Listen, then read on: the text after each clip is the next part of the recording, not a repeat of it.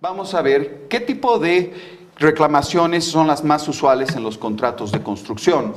Una vez que el contratista y el propietario de la obra tienen ya celebrado el contrato, es posible que este contrato y en general las obras de construcción generan discrepancias entre estos dos entes, ¿no es cierto?, que es posible que vayan a generar ciertas reclamaciones o ciertas discrepancias de opinión entre el uno y otro. ¿Cuáles son estas reclamaciones o discrepancias de opinión más usuales? Normalmente se tienen las variaciones. Estas variaciones pueden ir en un amplio espectro, es decir, pueden ser variaciones de cantidades, pueden ser variaciones de calidad, pueden ser variaciones de nivel, pueden ser trabajos adicionales que no se consideraron en el proyecto original, pero que en el momento en que la obra se está desarrollando van a surgir porque se han presentado diversos factores, pueden ser movimientos de tierra, puede ser inclusión de algunos elementos dentro de la obra. De ahí que vienen las modificaciones de secuencias o tiempos de ejecución, y hay un sinfín de variaciones que se pueden introducir en la obra al momento de la ejecución. Esto va a generar, de alguna manera, discrepancias entre lo que tiene establecido el propietario de la obra y su ingeniero y lo que tiene establecido el contratista y sus subcontratistas.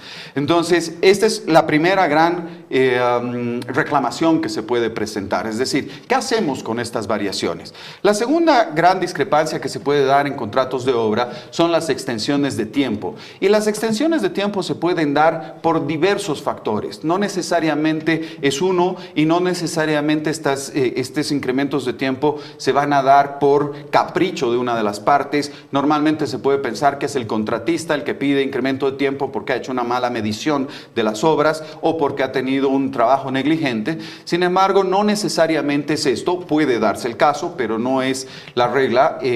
Pueden darse otras condiciones por las cuales se da una extensión de tiempo, por variaciones de la obra, precisamente, por demoras involuntarias, por situaciones climáticas.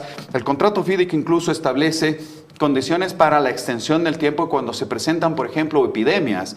Cuando nosotros estamos pensando en una obra de infraestructura, probablemente pensamos en una obra de infraestructura que está situada en un centro urbano, donde la situación no necesariamente tiene que ser muy complicada, con la situación de salubridad no tiene que ser muy complicada, pero imaginémonos, por ejemplo, un contrato de construcción de una represa o un contrato de construcción de un viaducto o un acueducto en alguna parte de la selva, en la que se presentan situaciones de epidemia que provocan que la obra no pueda ser completada.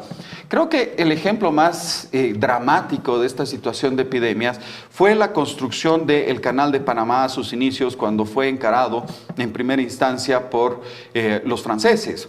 Los franceses llegaban a Panamá, ¿no es cierto?, pensando en hacer una gran obra de infraestructura, y se ponen a trabajar inmediatamente en esta obra, y resulta que no tomaron en consideración la necesidad de poner primero hospitales antes de iniciar a encarar la obra, y segundo, tomar condiciones de salubridad medianamente urgentes en una selva como la que estaban enfrentando.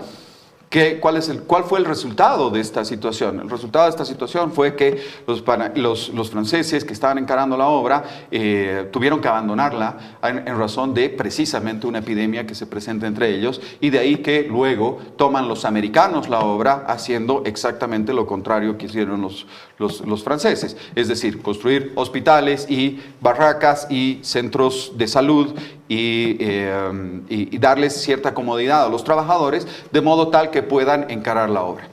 Otra de las grandes reclamaciones que se pueden dar en las obras de infraestructura, en las grandes obras de infraestructura, son los pedidos de aceleración de la obra, ya sea porque el propietario de la obra o el contratante quiere que se concluya la obra más temprano porque esto le va a significar un premio, o las cuestiones relativas a la disrupción de la obra, que se pueden dar por diferentes motivos. Imaginemos una aceleración que busca que la obra se termine más temprano, pero que implica la contratación de mucho personal, de mucho más personal, que a la hora de la hora no puede trabajar por una saturación de personal dentro de la obra.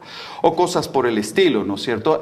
Tratar de hacer que la obra funcione en diferentes turnos, pero que las condiciones propias de la obra no permitan que se pueda trabajar, por ejemplo, de noche en algunas circunstancias. Entonces, ese tipo de situaciones dan pie a las demoras.